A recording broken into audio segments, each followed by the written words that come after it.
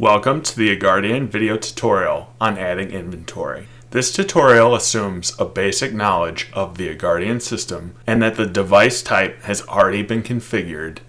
The process begins on the inventory dashboard. There are two ways to go about adding inventory: a spreadsheet-based importer and an inventory creation wizard for adding individual devices. For this tutorial, we are going to add a single device. Before attempting to use the importer, please contact Aguardian support for advanced training. Select Add Inventory to begin. Only 4 fields are required on the Add Inventory page: device, serial, location, and status. First, select the device type and enter the serial number manually or via a barcode scanner. Tracking number can be utilized if you have an internal number you'd like to include on the inventory record.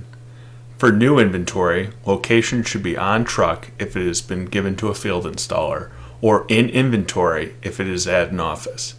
Note that if you have multi-location enabled, you will be prompted to select which location when you choose in inventory. Status should be active.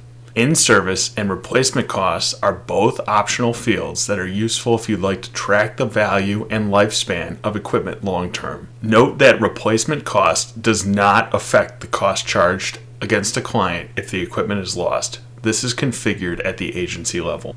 Click Save to submit the new record. You will be returned to the inventory dashboard. That concludes this tutorial. If you have any other questions, please contact support.